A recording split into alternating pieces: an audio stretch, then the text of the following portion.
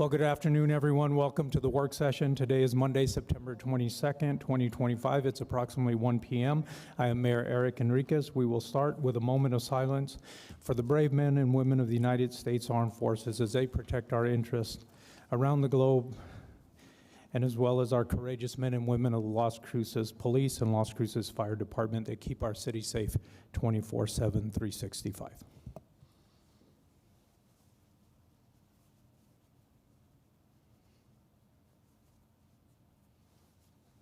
Please join me in the pledge. I pledge allegiance to the flag of the United States of America and to the republic for which it stands, one nation, under God, indivisible, with liberty and justice for all.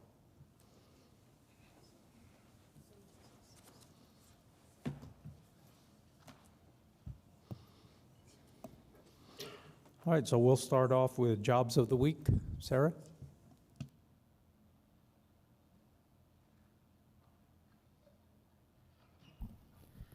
Good afternoon. Thank you, Mayor.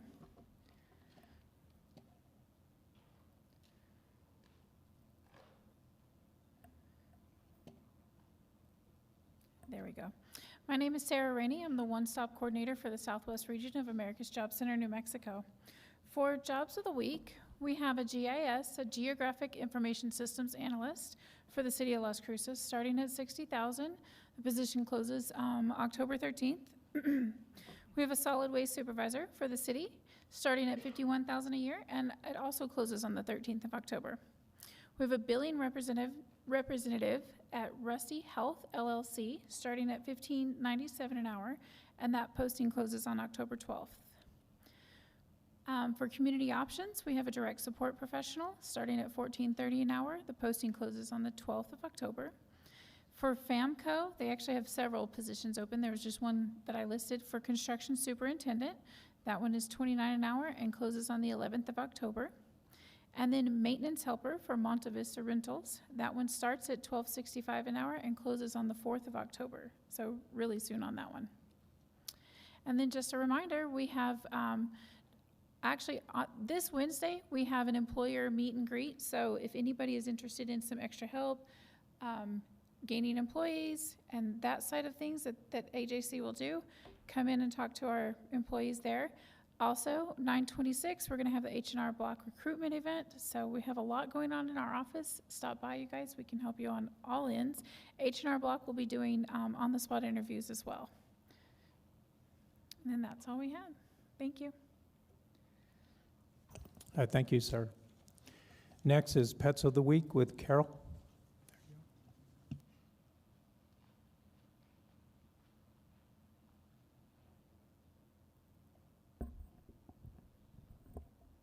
Good afternoon, Carol Nelson, Digital Content Specialist with the Animal Services Center of the Mesilla Valley. Our dog of the week is Finn, 89413. I'm just under 50 pounds and about 10 months old, which means I'm still a pup with a heart full of love to give. I'm still not quite sure about toys, but when it comes to treats, I'm all in. If you have a tasty snack for me, wow, I can't read, you will definitely be getting lots of affection from me. I'm a sweet and wiggly guy who loves being around humans. I do enjoy getting outside. I just want to do it with you by my side. I'm content to sit by your side, soaking up all the love and attention you can give. If you're looking for a loyal companion who will fill your life with joy and cuddles, I'm your guy. And our cat of the week, Jackson, has been adopted, so congratulations to Jackson. Super happy because he was actually a return back to the center. He came in as a kitten, got adopted out, and came back. So we're happy he found his second home. And as always, we like to highlight our long-term residents. Again, we encourage the community to look at our long-term residents because the longer they stay at the shelter, it is harder for them to thrive. Cosette has now been with us 259 days, Cookies and Cream 249 days, Coral 246 days, and Dexter 244 days. For upcoming events, we are going to be at PetSmart this coming Saturday, the 27th. It's going to be our Puppy Palooza. So we don't often have puppies at these events, so it's a great time to come out and adopt a puppy for yourself. We'll be there from 9 to 12. And we are also trying to get the word out that we are going to be hosting our drive-through Vax Clinic for this fall on October 26th. And that will be at the Field of Dreams parking lot, and we'll be there from 9 to 1 administering vaccines and microchips. And as always, for more information, you can visit our website or follow us on social media. Thank you. Thank you, Carol.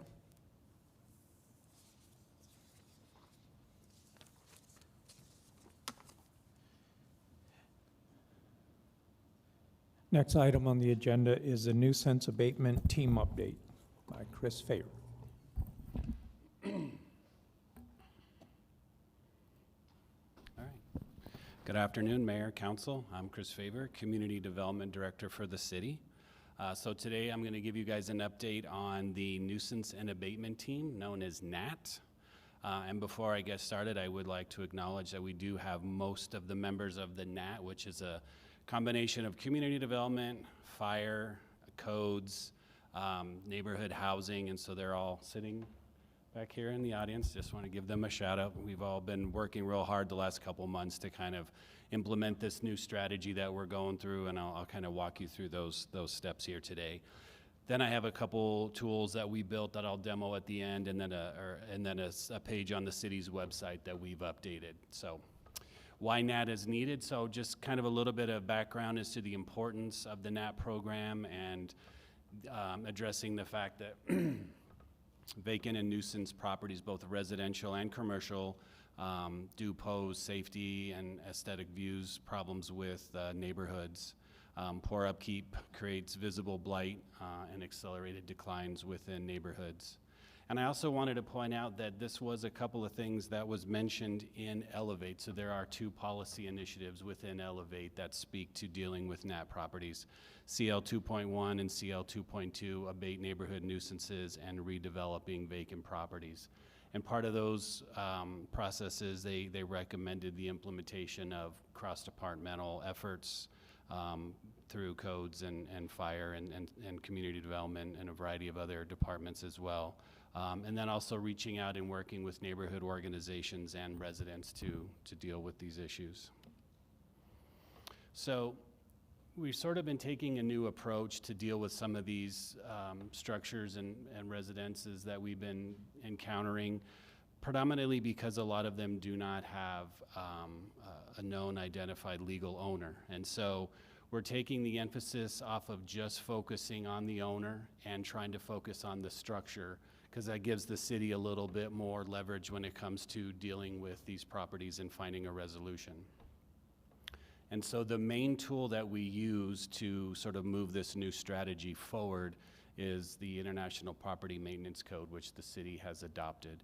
And so within the Property Maintenance Code, it has pretty specific standards for both properties that are vacant, abandoned, and so it's basically dealing with standards to protect the public health, safety, and welfare, creating safe structures, sanitary structures, and presentable structures. So there's a standard that we've adopted that allows codes to go out and community development staff to go out and enforce a standard on these buildings that are not being occupied, and provides options for us to deal with them when we deal with that. So typically what happens is we'll identify a structure, and codes, CD staff and fire will go out, assess the structure, and determine what those next steps would be on that particular structure. And the main criteria for what we're doing is this priority level criteria that we've created. And so there's a 1, 2, 3 system that we've created. Ones are the lowest level, where we know the owner. There's a few identified problems on the property. The property is occupied. We're not talking about major structural issues, and they are working towards compliance on whatever things have been identified. When you get to a level 2, now you're getting into situations where there may be no known owner, they're vacant, not gaining compliance, dealing with some of the issues that have been identified, or they're getting worse. And then level 3 is sort of the worst. That's where you have no known owner, the property is vacant, there are visible structural issues that are creating a health safety issue for not only that particular structure or anyone who may wander into it, but potentially residents and other structures within the vicinity. So that's the criteria that we use when we move forward anytime a property has been identified. And then so I just kind of wanted to walk you through this process from a staff standpoint. So typically, you know, we have an address that's been identified, whether that's something that's been put on our radar through police or through code specifically, or whether a citizen has reached out to council or directly to staff and said this address is problematic. So from there, we'll start to do a little investigating into the owners. Like I said before, we do find a large percentage do not have a legal owner, and so we have to sort of find other means to either identify that or work to sort of work beyond that situation. Then we'll have to determine the rating, so staff will go out from codes, from fire, from CD. The building official will go out and look and see, you know, are there issues with structural integrity? Are there active utilities? If there are not, that does give us the ability to remove the certificate of occupancy, which gives us some leverage when it comes to trespassing people who are trying to inhabit the structure that don't live there. And then there's a fair amount of documenting this process that goes through. So whether it's a council resolution to deal with the demolition, there's often a lot of reporting that goes into that. And also if we're gonna demo or if it's gonna go through historic preservation, there's additional documentation that's required. So fire reports, property reports. If it is a structure within the historic district, there is required a structural analysis that has to be done if the building is going to be recommended for demolition, similar to the 414 East May that we dealt with last month. If it's a situation where the city now has to step in and abate that, so first steps are we can remove the CO, we can condemn the building, then we can hire a contractor to either board and secure the property or demolish it if that's what the situation calls for. And then lastly, this is where the city can kind of move this process a little forward. You know, we can lien the property and then we can foreclose based on that lien. And the idea is if, you know, some of these properties could be salvaged by, you know, someone stepping in through foreclosure, taking them over, rehabbing them and turning them over to, you know, reusable housing for the community, that would be considered a win from the NAT perspective. So I'll demo this here at the end, but, you know, we created a real great tool that our GIS team put together that's an interactive map that can be updated in real time that has all the relevant information on there. So if codes is out visiting or someone on CD staff is out visiting that address, they can update it in real time and they can have access to all the information that we have internally while they're out on that site. We also did update the city website for the public use and has some information, FAQs. It has some general information about NAT. It has a real-time NAT map that has the priority level 2 and priority level 3 properties. And it also has a form where people can share an address that may need to be added to the NAT list, and then that comes to staff for us to evaluate. So current conditions, where do things stand right now? So as of this morning, and we were updating this information, you know, all the way through last week, we have about 165 properties that are on the NAT list, all the way from a level 1 to a level 3. And so you can see it's pretty evenly split between the lowest level priorities to the highest level priorities. We sort of really kind of started this effort, you know, beginning of August, where we were organizing and taking this approach and really digging in. And since then, we've been able to identify about 60 owners that we didn't have ownership for or identification for.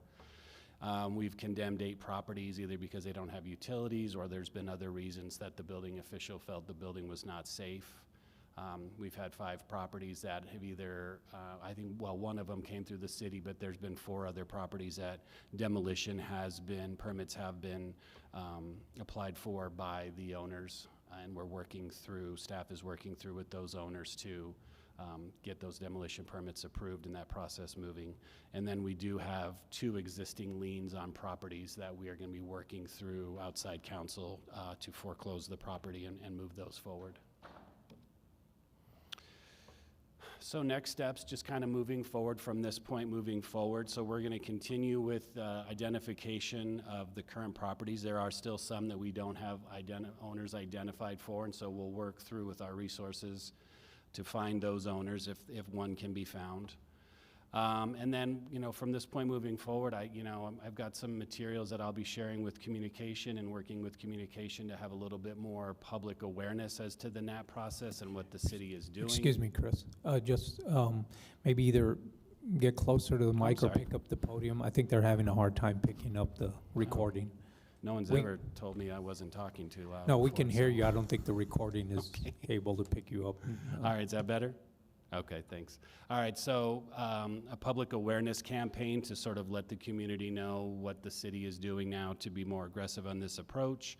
Press releases, some ongoing social media, promoting that page that's on the city's website, and of course, keeping that current through staff efforts. And so next steps, if we want to take this beyond just what the city is currently doing using the property maintenance code as sort of the main tool. Obviously, we would continue the current efforts, all the things we've just discussed, but we could move forward with an ordinance that would add an extra layer of oversight to vacant properties. And so I've come up with a recommendation that I can walk you guys through, basically breaking this down into 2 phases. Phase 1 would focus on commercial properties and residential properties that are owned by an LLC. Typically, we've found that a few of these properties that have been identified are owned by an LLC which owns multiple properties. So looking at this from the standpoint of having the means to address the problems, we feel like starting with commercials and residentials owned by LLCs would be a great place to start. So that would involve creating a registry of those properties, establishing timelines with the owners to resolve the problems or redevelop those properties, working with legal to assess a fee for those properties. Maybe one's different for commercial, maybe one's different for residential. They could potentially escalate as they stay on those lists, year after year. And then phase 2, beyond doing the commercial, would be focusing on residential properties and then potential programming to assist those who own properties that would really like to come into compliance but maybe don't have the means to do so. As I can show you from the map, you'll see that a lot of the properties we're dealing with fall within some of the MRAs that the city has already established. Uh-oh. Is that better? That was weird. Okay. And so I think there's some opportunities there to use the MRAs to provide some assistance to owners that want to rehab properties, whether it's commercial or residential. So that would be a recommendation for phase 2. In terms of residential versus commercial. What does that ordinance process look like? So in addition to what we've discussed on a daily basis using the property maintenance code, we would be looking to identify properties that are currently not on the list. There would be an effort to determine what that correct fee would be, whether it's residential, commercial. Working with those owners to go through that fee process. Implementing the fee, and I just want to point out that from a lien standpoint, those fees are not recoverable, so just pointing that out. And then some sort of an annual process to follow up on the status of those properties. And so, this would just, from a staffing standpoint, this would take extra time for staff, so those are things that we're trying to factor in as we work our way through the current properties. And again, because this is an ordinance, these efforts I feel would take priority over some of the other things that we're doing. So we would be prioritizing these efforts over some of the other daily functions of the NAT team.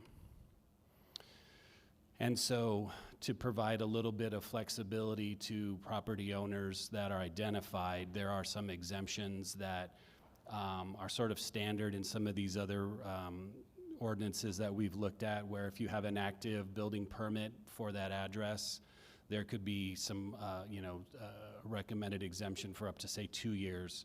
Or if it's listed and marketed with the licensed broker, that could be another exemption. If it's currently under foreclosure or in probate, it'd be another opportunity for an exemption from the fee. Or if it's been uninhabitable due to a natural disaster. Those are all things that are pretty common when municipalities are creating a registry for vacant buildings, but providing some exemptions for the owners as they work through those processes to redevelop or potentially sell. And so factoring all this in, giving staff time to kind of work through the current process, get a handle on the properties that are there and a good plan moving forward. I put together a timeline that could get us, moving forward with a resolution, or excuse me, an ordinance, say July of 2026, so the end of this fiscal year, beginning of next fiscal year, and putting an enforcement date of January of 2027. So July, we pass an ordinance. There's sort of a grace period there for owners to deal with their properties and kind of figure that out. Maybe some of them just really haven't dealt with it over the years because they didn't really feel there was an urgency to. Passing this ordinance would sort of maybe create that urgency that we're hoping to see. And then maybe a phase 2 approach could be a year later in January 2028, we start implementing the registry fee for residential properties. So a lot of manpower, a lot of hours that goes into this process. Right now, we're making it work with the team that we have. We've sort of repurposed some staff, and they're wearing multiple hats as we walk through this process. But moving forward, a solid NAT team would consist of someone in the legal department that focuses on these efforts, whether it's liens or foreclosures. Having a dedicated attorney would be beneficial. From a community development standpoint, a building official specific for NAT, that way they can do the reports, make the final call, deal with all the things that under code the building official is required to do. A permit technician, too, is a position within community development that we've really been relying on to do a lot of the day-to-day work, get out and do some of the site visits at these locations to help to make a determination on the priority. So just kind of the day-to-day point person in that position. And then using a management analyst to provide administrative support to the team.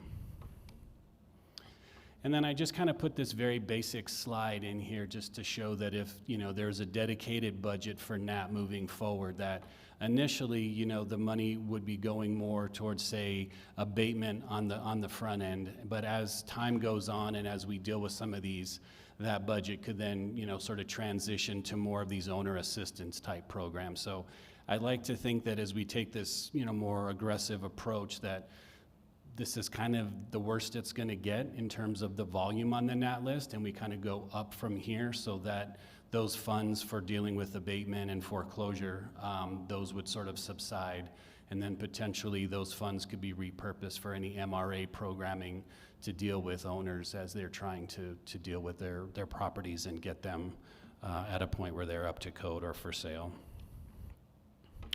And so that's really my presentation. I did want to show you guys a couple of the tools that we created. So this is the page on the city's website. When you go to property, you can go down to the nuisance and abatement, and it just has a lot of the information we presented. But what's really cool is it has the FAQ. So here's a survey that you can fill out if there's an address that you feel needs to be considered.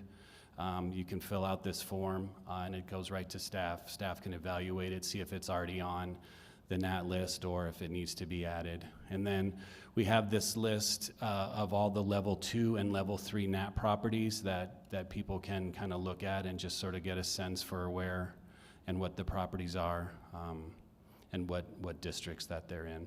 And then if you have a NAT property, what do? You can reach out to community development, and we can provide you some guidance on how to address that. And then internally, this is the tool I was talking about that our GIS team built, and I can't speak enough to Lucas and Nick and that team for really doing this. Every time we asked them if they could add something, like 10 minutes later, they came back and said it was already added. So what I already highlighted a property that we're all very familiar with, 414 East May. So you find it on the map. You can see that the priority level 3s are in red, priority level 2s are in yellow. This is the resource that's really available to the team. They go out and visit on site. It tells them through the assessor's office who the legal owner is, what council district, what fire district, police district. Is it in a flood zone? That's a real big one when it comes to a lot of the projects that we could have moving forward. Is it in a historic district? We do have SharePoint folders set up internally for staff, so any of those documents, they're available to them. There's a Google Street View that's available to them, anything permit related. And so, this just helps provide as much information while they're on site working through this process. So this will be a great tool. There's also some other layers that they can put on if they want to, see, the, addresses or, some of the other layers related to the districts. You can see here within, you know, a lot of the properties that are within some of these districts. So those are the tools that we kind of have, and then on the back end, there's a database that can be updated in real time that they can go out while they're on site. They can add notes, and then everyone can see all the information that was added, and everyone's working from the most current information up to the moment. So that's it. I stand for questions that anybody may have. All right, thank you, Chris. Councilor Grant? Thanks so much, Mayor.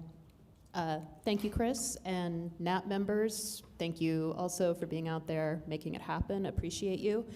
Can we jump back to slide 18, please? Thanks.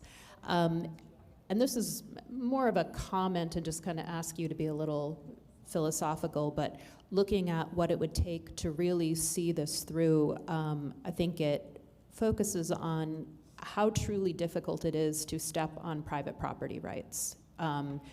There's understandable frustration with neighbors, residents, constituents who are saying, hey, this building's been a problem for years. Why can't you just come in and take care of it? And this, I think, gives us an idea of what actually goes into that. So can you just speak a little bit to that to explain to the general public what it takes to overcome someone's private property rights? Yeah, Mayor, Councilor Graham, yeah, great question. That is a huge challenge when we're dealing with this, even in terms of having access to step on the property to do a proper evaluation. I was talking with Councilor McClure before the meeting about a particular property where I told staff, stay within the city's right-of-way and collect as much information as you can. There is a process we can use going through the city attorney's office to get, you know, it's not a full-on search warrant, but sort of an administrative search warrant to go in and actually look at it from, you know, the things we would be evaluating. We've had to do that a couple times, and it's always a resource if we need to use it, but you know, we need to balance those property rights as we're going through this process, and that's really where the property maintenance code comes in, because it allows us to do some things primarily to make sure that the building is not being occupied if it's not safe, and then that's really where PD has an opportunity to kind of step in and trespass people that may be, you know, in a structure that's been deemed unsafe. But that is kind of always the balancing act, is what assessments can you make without literally stepping over that line to get onto the property. And it's a challenge with a lot of properties. There are a lot that don't have legal owners, and so that sort of poses a problem too, to just even find someone that will allow us access to that property, and that's where we work with legal to make sure we're in compliance with the law when we need to go into those structures to do an evaluation. Thank you so much. And slide 6, please. And I'm looking at citizen tips, and I'm just wanted to share a recommendation to anyone listening based on your great advice to me, Chris. So shout out to you. Obviously, the earlier we can get on these things, we don't even want it to become a NAT level 1. So the earlier you can get a potential property on city's radar, the better it is. And I had brought it up to you because unfortunately one of my neighbors had passed away a couple of months ago, and then it seemed like there was just nothing happening with the property, and I was a little concerned that, you know, could this become, this is a prime situation where something can become a problem. Luckily, out-of-state family have showed up recently and are, you know, getting ready to get it on the market, so that's great. But even if you have a building or a property that's looking fine, but you happen to know it's abandoned because of, you know, for whatever reason, would community development be a good outreach point to just get something like that on the radar? Mayor, Councilor Graham, yes, and really working with communications, we're going to try and get the word out about that form. That's the easiest way to fill out. We're also trying to incorporate it into the city's 311 app, so that if we're using that, that's another tool. You know, reaching out to counselors, to city manager's office, really anyone, but ideally coming through community development would be the best way to do that. One other thing I wanted to stress, when I'm talking about having to condemn some of these structures that may have people that are living inside them, we work real closely with Natalie and her team and, community outreach through PD to help find housing for those if we do feel like we're going to have to displace somebody. So that's kind of when we realize that's where we're headed, that's sort of the first thing we do is reach out and see if we're going to need to make arrangements for somebody who is staying there. So that's happened a few times, and PD and Natalie's team and her resources have been fantastic in helping us sort of deal with those challenges. So I feel like there's a great social media slogan in there somewhere, like Natalie, not Nat. Yeah? Keep the gnat out of, we'll work on that. We can workshop that. No bad ideas in a brainstorm. That's it for me. Thank you so much. Councilor Corinne. Thank you again to you and the team for working on this. I think it's something that's really, I hear from a lot of folks, even if District 5 doesn't actually have any properties on the NAT list, I know. I get the empty spreadsheet. But residents do actually ask a lot of questions related to vacant commercial properties, and I'm curious if you can talk a little bit about what this looks like for commercial spaces that are undeveloped but unused and then fall into disrepair. And I think there's probably a higher rate of out-of-town kind of more distant property ownership in that case. So I'm not sure if you can talk about what that means on the commercial versus the residential side a little bit. Yeah, certainly, Mayor, Councilor Coran. When you're looking at commercial, there's almost kind of two basic levels. You would have the commercial that's sort of been abandoned and vacant, and we sort of would need to deal with that similar to how we would deal with the other. And then you'd have, some of that commercial that may be built and been sitting there for a while and there's no tenants in there, and, that has an adverse impact on the community as well as maybe even the price per square footage for new commercial as well. So that's another issue that could be dealt with. But, we treat a lot of the commercial properties the same way. It's sometimes a little easier to find a legal owner when it comes to that, and sort of walking through that process. But there's definitely opportunities. There are a lot of vacant commercial properties within the MRA, so I see a lot of opportunities. There's quite a few I'm sure we can all picture on the El Paseo corridor that we're looking to find, ways to renovate and bring them back to life. So sometimes it's a little bit easier, and maybe the resources are a little bit more available to those owners than it is some of the, vacant residential properties that maybe the owner passed away 15 years ago and there isn't anybody, to assume ownership. Thank you, that's super helpful. We can address the commercial property space at another time, the empty ones that aren't nuisances. I hope we can have more conversations about what that means as well, but thank you. So it does sound like this model would be generally applied to any property that's in this category, and the fact that it's commercial I might have a different perception of what the ownership is likely to be than what the reality is. So thank you for making that work there. Sure. Councilor Flores. Thank you, Mayor. And thank you so much, Chris, for your presentation. I'm concerned about a couple of things. Number one is what kind of notice are you going to be sending out? There aren't any occupants in that on that property, presumably. So what kind of, are you going to, because I'm concerned about people who have lived here and their children have moved away to, out of state or maybe even out of the country. How are you going to track down the heirs that would be entitled to that property? Mayor, Councilor Flores, that is probably the biggest challenge that we face when we go through this process. And we work very closely with the legal department on trying to identify that.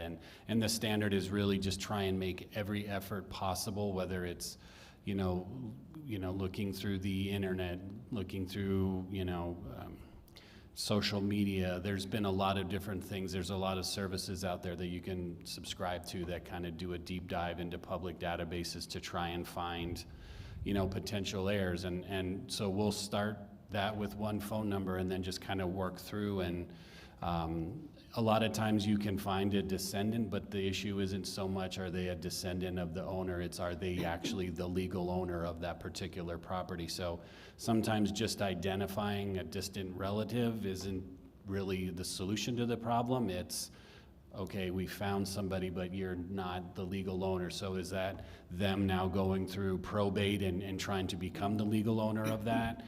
Depending on the quality of the structure, maybe there's time to do that. As the example of 414 East May, it reached a point where if there was potentially an owner that, or a resident, or a descendant that wanted to own it, it had sort of reached a public safety standpoint where we couldn't really wait any longer. And so we're gonna see that with some of those properties where they're just gonna be in such bad shape and causing such a public safety issue that there isn't gonna be a whole lot of time once it's, someone's identified that they may wanna go through that process. So it's a very fine kind of balancing act to find, make every effort to find somebody and then, kind of see what the process looks like if they're interested in moving through that. But that's something we deal with every day, is trying to find the legal owners of the properties and those that wanna take responsibility for them. Have you gone to neighbors who, do a check on, just go talk to the neighborhood people who might know the family and might know, where the roots are with that family, or, chisme, get the chisme on it. Yeah. What? Oh, the mail carrier. No, that's something else. But anyway, stuff like that. Okay, Councilor Flores, excuse me, I think Brad wanted to chime in on one part of your question, if that's okay? Well, I would be aware of that if you hadn't chimed in, but yes, Mayor. Yes, you don't want to hear from Brad? Yes, I do Okay, want to thank hear you. from Brad. Brad? Thank you, Mayor. Councilor Flores. So just to feed off of what Chris had stated already, we do obviously always want to pursue in-person service whenever we can. If that fails, we could try certified mail, we could try using a process server. But sometimes, as Chris correctly points out, simply finding a relative is not the end of the inquiry, because just because they're a descendant of, and sadly to say this comes up a lot, a deceased property owner, that doesn't mean that they necessarily have legal ownership of the property, right? So what we do, and we do kind of go above and beyond, we talk to neighbors, we talk to friends, family members if we can. But when all else fails, the remedies that we have, according to both the state code and our own municipal code, is after you've exhausted reasonable efforts to effect service, then what we'll do is we'll conspicuously post actual notice on the property physically, and we'll publish it in the newspaper. Publication. Yes. Thank you, Brad. And my other, I wonder if our local historic society organization would be helpful. Seems like they are aware of a lot of, the old buildings, the abandoned buildings, and the status. Would they be helpful? Mayor, Councilor Or, Flores. never mind. No, well. No, that's a great question and a great resource. And also, the Historic Preservation Committee has actually been a resource, and a lot of the community members that are very passionate about historic preservation have become a great resource to either identify potential owners or people who may be interested in buying a property to restore. And so I've worked with a couple people to say, hey, this property is available. There's an owner who would like to sell if you know somebody who's interested. And so, that is an option that we kind of move forward with all the time, because we do know that specifically in the historic district, there are a lot of properties that are on the level 2 and level 3.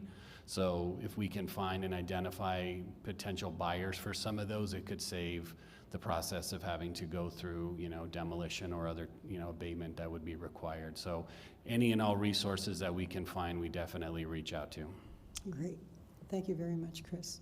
Thank you, Mr. Mayor. Yes, anyone else? Councilor McClure. Just quickly, thank you for doing this. I know we've been in talks about this for probably a year-ish, where I'm like, can't we do something? Because I had heard it a lot, specifically from the historic district. I just wanted to chime in too. I think the ordinance could be really great to move things forward, and I concur with Corin that we should talk about commercial projects a little bit too, especially things that aren't being used productively. And that's kind of been my goal, is to see this used productively. But I also wanted to say too that maybe we can have this presentation kind of given in some of the neighborhood meetings, like Las Esperanzas too, before they kind of, you know, ask more questions about it, that we have the facts for them right away. So, Mayor, Councilor McClure, I think that's a great idea, and I would also say any district meetings, I could do an abbreviated version for district meetings. Just let us know, and staff is happy to help out where we can, so certainly. Councilor Matisse. Chris, is there a possibility in some cities I've seen where they're on the permitting process for a new building or a new gas station, whatever it may be, a commercial building, they actually put in a condition of actually renovating it back to what it was, and or keeping maintenance on that building, so that it has to go, for example, if a gas station abandons, then it's required in the condition when we gave them the original permit that they have to remove the tanks, they have to remove the building, and or sell it and have a new business there. But they have a time limit, I don't know if it's 6 months, a year, that if it's abandoned, then they have to restore it back to the original land that they had when they built that building.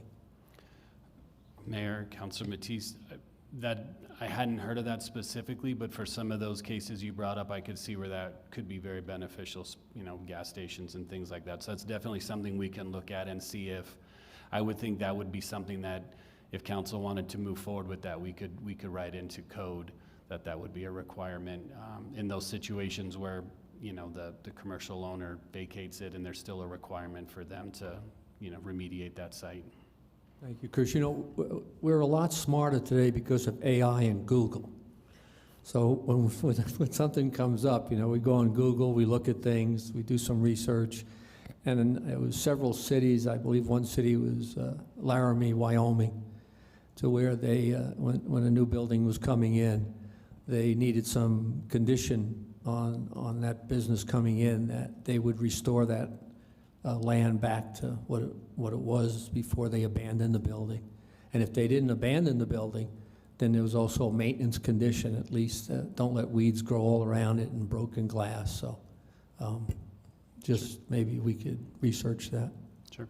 Thank you. Mayor Pro Tem. Thanks, Mayor. Thank you so much, Chris, to you and the whole NAT team for working on this. I noticed Mr. Anaya's back there, and I wanted to give him a shout out because back when he was a codes officer, Anaya, right? Yes, okay.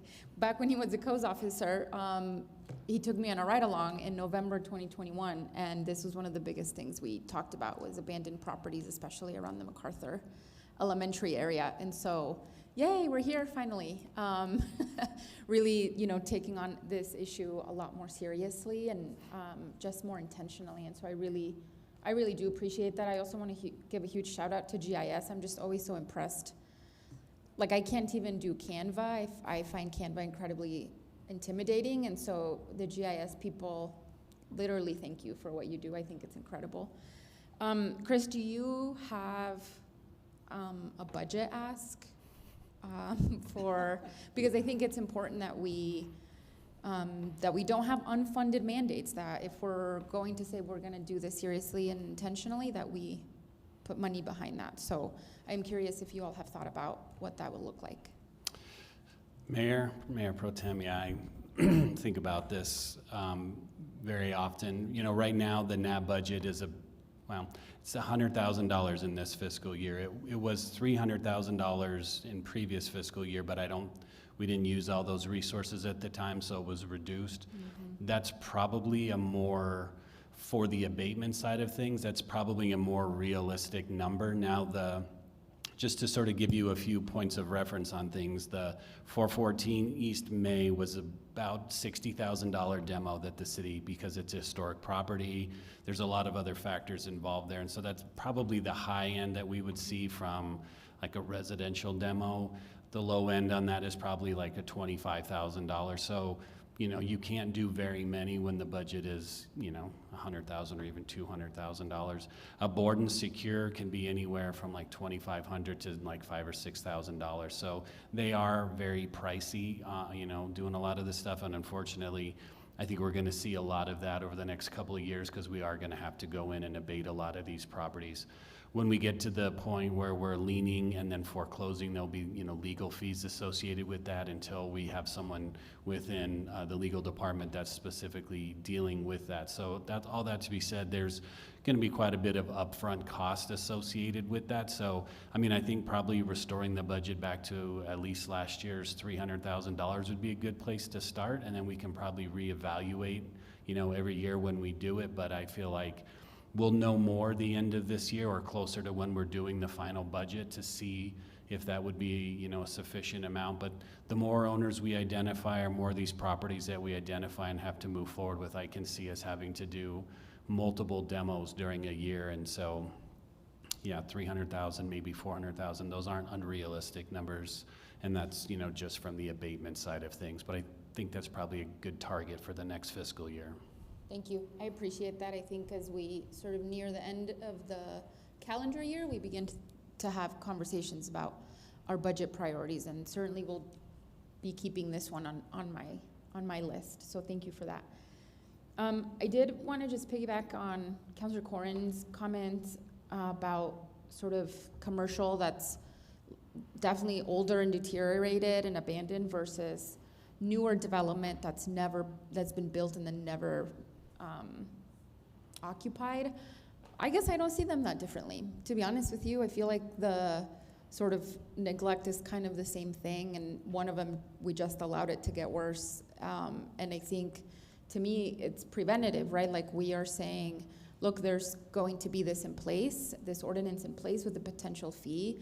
And I guess the biggest difference that I see in terms of these two are that the commercial properties that are a lot more deteriorated and for longer, that are in like the MRA or the historic, that we could actually provide potentially more support for those, because we are trying to do something with this particular area. Like, we're trying to be really intentional. But I think about like the buildings in front of the hospital, like those have been empty for forever. And I guess I don't think we should treat them that differently in terms of the enforcement. Ultimately, the outcome could be the same, and we're trying to prevent that. So that would just be my 2 cents on that. And then, Chris, on page 5, I was curious about, you had the 3. Number 2, I guess, what about a known owner that's not gaining compliance? I feel like that's, Sure. How are you approaching those? Mayor Pro Tem, yeah, that falls in that category. Okay. There as well. And that we're finding that is, you know, we do have quite a few known owners in the number 2 category. We see a lot more when we get to the 3, but certainly the structure is more what determines that ranking.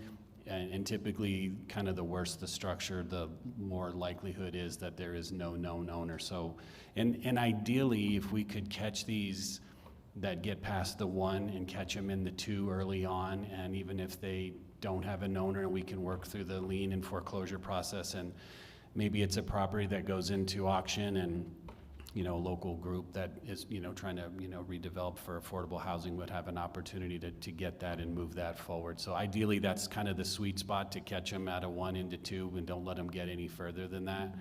Hopefully we can put this system in place that keeps them out of the 3 unless there's a fire or some circumstances that really are kind of beyond just the day-to-day neglect that we're seeing on a lot of these properties. Yeah, thank you. I think we're ready for this. I appreciated the tiered system that you all have come up with in terms of commercial and LLC-owned properties that are residential as well, and then further down the line, residential. The last thing I want to do is create some sort of like poverty tax, right? Like, if someone just cannot do something with their property, I understand that I don't want to be big bad government coming in to take people's property. I also think that, you know, when you become a property owner, you're also signing on to a responsibility about being a good or responsible neighbor. And so when people abandon that responsibility, I think local government should step in and figure out how to remedy that, because it has become a serious issue. And I talked about this before in terms of like an equity issue. Clearly you see where most of the homes are, right in the core of the city. And then, you know, we have a housing crisis. So let's figure out how to do something with a bunch of abandoned homes so that folks can start living in them. And so I really do appreciate this. I think I would love to additionally explore what perhaps like a MRA abatement plan could look like that has a specific set of funding to it for any of those properties that are within the MRAs. I think that's really exciting and could really help at that question where there is a legal owner that's saying, I just don't have enough, I don't know what to do, I don't have enough capital. I think it's important to support those folks as well. And then, yeah, I think, you know, do I wish this was happening tomorrow and you were starting enforcement in October? Yeah, but I also understand that it takes a lot of people and that you're having to do a lot of background work. So I do appreciate the timeline that you've laid out and the phases that you've laid out. So thank you so much. Sorry. Councilor Corinne. I just wanted to add one more thing. Thank you. I agree, Mayor Pro Tem Bencomo. I just wanted to sort of add to this budget question. And I think about this from the animal control perspective, which is very different. That is, the hardest work that animal control officers do is trying to get animals back to their owners, which takes like a whole bunch of talking to neighbors and finding out what happened and talking to folks and seeing why their yard is insecure. And that takes a long time. And a lot of effort. And so I guess in your budget considerations, I would like us to also strategically invest in the earlier phases rather than, it's easy to concretely say this is how much it costs to tear down a building. I would much rather we never tear down any buildings as a result of this money. And so I don't know if that means restructuring how we think about how we fund this in a way that values those types of conversations where folks, and that type of labor that goes into identifying owners, talking to people, figuring out remediation strategies and identifying funding and supporting community members and maybe fixing it their own way. So I would like that to just, thank you for bringing that up, Mayor Pro Tem, that budget conversation happens, please, if we can add, if we can acknowledge that work as substantive and meaningful that the codes folks do, that everyone who responds to these properties and does the work of finding the folks does, it is costly and time consuming and maybe not necessarily always valued in the same way that we understand budgets, which is like putting up and tearing down buildings as we do all the time. So anyway, thank you. I just want to also add that, please. Mayor, Councilor Cran, I appreciate that. And some of the budget we spoke to before is really specific to the actual abatement and those types of things. There will be staff required, and right now we're kind of making it work with what we have and sort of filling out what those needs are and trying to figure out if we reposition staff now and we have to add a position here or there, what's the actual position we need to add. And I think as we get closer to the budget year, we'll have a better idea. I feel like we can probably do this pretty efficiently with, you know, 1 or 2 positions, you know, a reclass here and there, that type of thing. But as we work through the process and figure out where the bulk of the manpower is needed, that'll kind of help us figure out where that staff will be best allocated. Councilor Flores. Never mind, it was covered. Anyone else? Good, okay. Well, thank you, Chris. Again, thanks for this presentation. Thank you to the team. Great job. This is something that I view as a community risk reduction. This really helps the community, and we've done a great job identifying. I think the NAT started back in 2018, and all these premises and properties have been identified. But now moving forward and seeking the results, that's what you and the team are doing. And nothing can get done without the financing. We're gonna have to support, we're gonna have to increase the budget and do those things.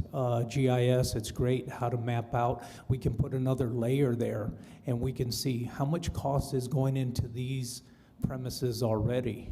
There's police calls, fire calls, code enforcement are already responding to these areas, the building department. How much are they affecting us already?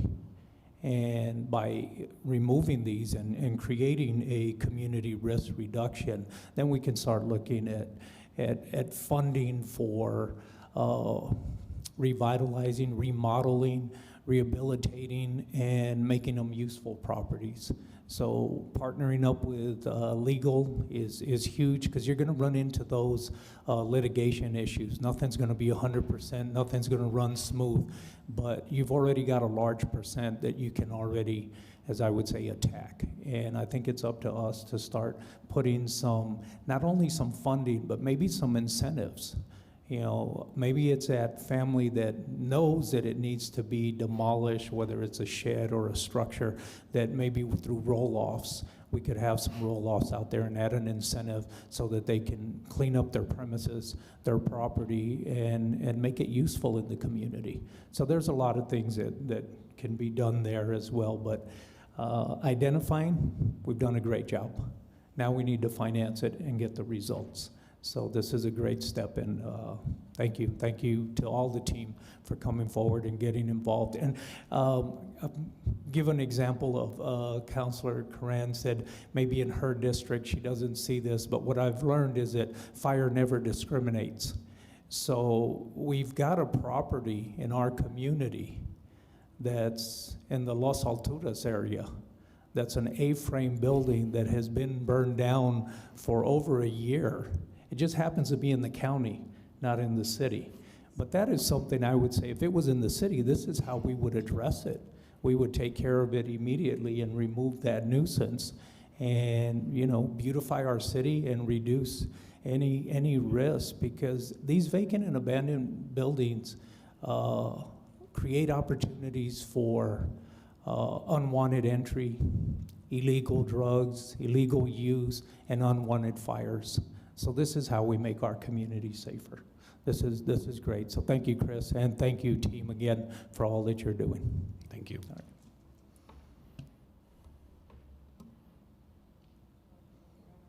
There's a lot of people here. Is there anyone that wanted to speak to this? I guess.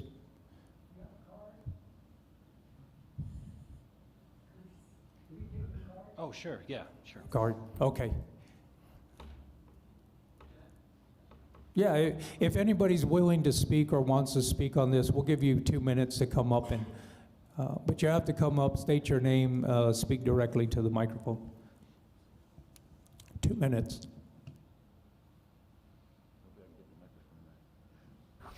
Hi, can you hear me? My name's Tim Billman. I live in the Alameda Depot Historic District. And Mayor and councilors. I'm glad that Ms. Boncomo invited me here. We have a vacant property next to my house.